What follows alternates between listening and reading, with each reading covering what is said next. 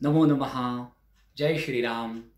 आपल्या सगळ्यांचं श्री गणेश पुराण कथामालेमध्ये मनपूर्वक स्वागत आहे.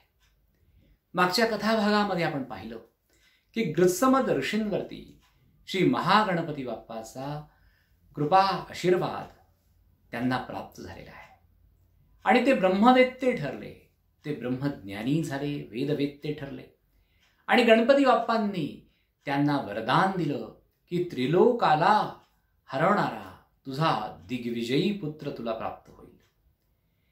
आता महर्षी व्यासांना ब्रह्मदेवांकडनं गणेश पुराण जाणून घ्यायचं आहे आणि त्यासाठी ते त्यांच्याकडे प्रश्न करत आहेत की पुढे गृत्समद ऋषींच्या पुत्राचं काय झालं. या बाबतीतला प्रश्न त्यांनी ब्रह्मदेवांना विचारला आहे. हा कथाभाग आपण सुरू करूयात. तत्पूर्वी श्री गणेश वंदना. श्री गणेशाय नमः. वक्रतुंड महाकाय सूर्यकोटि समप्रभ निर्विघ्नं कुरु मे देव सर्वकार्येषु सर्वदा. जय श्रीराम. पुनश्च एकवारं सर्वेषां सुस्वागतमस्ति. आता गृत्समद ऋषी कायम श्री गणेशाच्याच विचारामध्ये रममान असायचे. एक दिवस अचानक त्यांना प्रचंड मोठी शिंक आली. तिचा भयंकर ध्वनी झाला आणि त्यातून एक बालक उत्पन्न झाला. या सगळ्या चमत्काराने गृत्समद ऋषी आश्चर्यचकित झाले. त्यांनी त्या बालकाला विचारलं की हे बालक, तू कोण आहेस? त्या बालकाने त्यांच्या पुढे हात जोडले आणि तो म्हणाला, महर्षी, तुम्ही त्रिकालज्ञानी आहात आणि तरी मला हा प्रश्न विचारता. मी तुमचाच पुत्र आहे. आणि एकदम गृत्समद ऋषींना स्मरण झालं की आपल्या मातेनी तपस्विनी मुकुंदेनी आपल्याला शाप दिला होता की तुला एक पुत्र प्राप्त होईल आणि तो अत्यंत दुष्टात्मा असेल. या तिन्ही लोकांना तो त्राही त्राही करून सोडेल. मग कदाचित हाच तो दुष्ट बालक आहे का?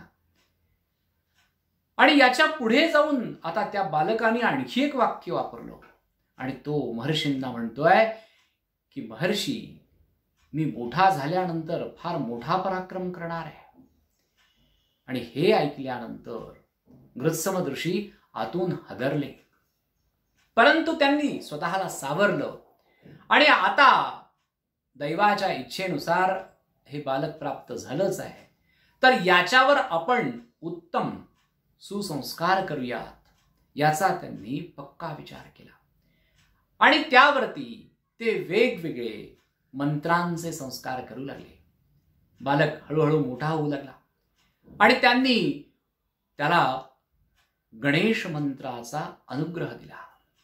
त्याला गणेश भक्तीचं महात्म्य समजावून सांगितलं आणि त्याला सांगितलं की हे बाळा, महागणपती बाप्पा हे आपलं आराध्य दैवत आहे, तेच आपलं इष्टदैवत आहे आणि तू महागणेशाचा उत्तम भक्त झाला पाहिजेस. तू त्याची उपासना कर. तुला दिलेल्या मंत्राचा तू उत्तम अभ्यास केला पाहिजेस. आणि त्या बालकाने अनुग्रह प्राप्त झाल्यानंतर स्वतःची तपश्चर्या सुरू केली. अनेक वर्षपर्यंत हा बालक महागणपती बाप्पाची तपश्चर्या करत होता. 1000 वर्षानंतर त्याला साक्षात श्री महागणपतींनी दर्शन दिलं. बाळा, डोळे उघड. आणि गृत्समद ऋषींच्या या पुत्राला साक्षात श्री गणेशाला पुढे पाहून अतिशय आनंद झालेला आहे. तू ज्याचं ध्यान करतोयस, गेली 1000 वर्ष तू ज्याची तपश्चर्या करतोयस, तो मीच गणपती आहे. वत्सा, तुला काय हवंय तू मागून घे. बालक अत्यंत आनंदित आहे आणि तो म्हणतोय की भगवंता, तुमचं वरदान मला प्राप्त व्हावं. या तिन्ही लोकांमध्ये असा कोणीही नसावा की मी ज्याला पराभूत करू शकत नाही. आकाश, पृथ्वी, पाताळ आणि सगळ्या योनींमध्ये सगळ्यांवरती माझं वर्चस्व असावं. मनुष्य, राक्षस, यक्ष, गंधर्व, किन्नर, देवता या सगळ्यांना मी पराभूत करावं आणि तिन्ही लोकांवरती माझाच सामर्थ्याचा डंका सर्वत्र असावा. गणपती बाप्पांनी स्मित केलं आणि तथास्तु म्हणाले. एवढंच नाही तर माझ्याकडून मी तुला एक वरदान देतो. मी तुला त्रिपुर देतो. पुर म्हणजे विमान आणि पुर म्हणजे नगर. एक सुवर्णाचं, एक रौप्याचं आणि एक लोहाचं अशी 3 विमानं मी तुला देतो. या 3 विमानांच्या सामर्थ्याने तू आकाश, पृथ्वी, पाताळ या तिन्ही लोकांना जिंकून घेशील आणि तुला देवाधिदेव महादेवांशिवाय कोणीही हरवू शकणार नाही. ज्या वेळेला महादेव एकाच बाणात तुझी ही 3ही पुरं नष्ट करतील त्याच वेळेला तुझा अंतिम समय येईल आणि तू मुक्त होशील. असा अद्भुत वर महागणपतींकडनं प्राप्त झाल्यानंतर या त्रिपुरानी आसुरी वृत्तीने सगळीकडे स्वतःच्या सामर्थ्याचा प्रताप दाखवायला सुरुवात केली आणि काही दिवसातच त्यांनी सैन्याची जमवाजमव केली आणि हळूहळू संपूर्ण पृथ्वी तो पादाक्रांत करू लागला. एका मागून एक राजाला त्यांनी आपल्या अंकित करायचं ठरवलं आणि सगळे राजे त्याच्या पुढे नतमस्तक होऊ लागले. काही वर्षातच त्यांनी संपूर्ण पृथ्वी जिंकून घेतली आणि नंतर त्यांनी पाताळाच्या दिशेने आगेकूच केली. पाताळामध्ये सुद्धा नागलोकापासून सगळीकडे त्यांनी विजय विजय आणि विजय प्राप्त केला. पृथ्वी आणि पाताळामध्ये प्रचंड यश प्राप्त झाल्यानंतर त्यांनी त्याच्या 2 प्रधानमंत्र्यांना, एकाला एक जो होता भीमकाय, त्या भीमकायला पृथ्वीचं शासन करण्यास सांगितलं आणि दुसरा वज्रदंष्ट्र हा जो राक्षस होता त्याला पाताळाचं शासन करण्यासाठी त्यांनी त्यांची नेमणूक केली आणि त्यांच्याबरोबरचं निम्म सैन्य घेऊन आता हा स्वर्गाच्या दिशेने निघालाय. त्यांनी थेट इंद्राला आव्हान दिलंय आणि इंद्र आपल्या सगळ्या शक्तीनिशी युद्धासाठी त्रिपुरासुराच्या समोर उपस्थित झाला. प्रचंड युद्ध पेटलं. दोन्हीकडे शस्त्रांचे झणकार सर्वत्र ऐकू येत आहेत. देवांची पिछेहाट होऊ लागली. अनेक राक्षस देखील मारले गेले. परंतु त्रिपुरासुर माघार घ्यायला तयार नाहीये. त्यांनी एका संधीचा फायदा घेऊन इंद्राच्या हातातलं वज्र खाली पाडलं आणि तत्काळ ते वज्र स्वतःच्या हातात घेऊन ऐरावतावरती प्रचंड प्रहार केला. ऐरावत मागे मागे सरकू लागला. काही वेळात इंद्रानी त्रिपुरासुरावरती मल्लयुद्धासाठी एकदम झेप घेतली. त्रिपुरासुराचं आणि इंद्राचं आता मल्लयुद्ध सुरू झालं. तिन्ही लोकातले सगळेच प्रेक्षक पाहतायत की आता या दोघांमध्ये कोण वर्चस्व प्राप्त करतोय, कोण जिंकणार. आणि त्रिपुरासुर स्वतःच्या सगळ्या शक्तीचा परिचय देत त्यांनी इंद्राचा पाय धरला आणि त्याला गरगरा गरगरा फिरवून दूर भिरकावून दिला. इंद्राला असं कडे कपाळीमध्ये लोटून दिल्यानंतर सगळे देवता देखील घाबरले. सगळ्या देवतांनी वेगवेगळ्या दऱ्याखोऱ्यांचा आश्रय घेतला आणि देवतांचं सगळं राज्य त्रिपुरासुराच्या ताब्यात आलं. आता आकाश, पृथ्वी आणि पाताळ या तिन्ही लोकांवर त्रिपुरासुराने स्वतःच्या राज्याचा वरचष्मा चढवला आहे. कित्येक वर्षपर्यंत त्याला कोणीही हरवू शकत नव्हतं. आता त्याच्या मनामध्ये थेट कैलासावरती आक्रमण करण्याचा विचार आला. त्यांनी पाहिलं की साक्षात नारायण हे माझ्या भीतीने क्षीरसागरामध्ये योगनिद्रेत लपून बसले आहेत आणि महादेव सुद्धा कैलासावरती योगामध्ये आहेत, समाधीमध्ये आहेत.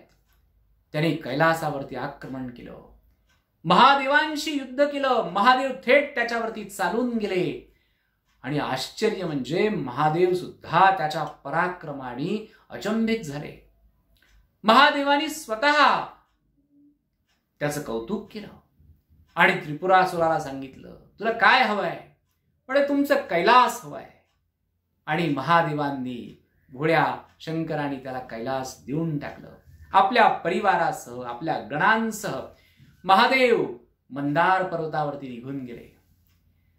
मी महादेवांना सुद्धा हरवलं, हा अहंकार त्याच्या मनामध्ये दुपटीने वाढू लागला. आणि आता याला कोण हरवणार?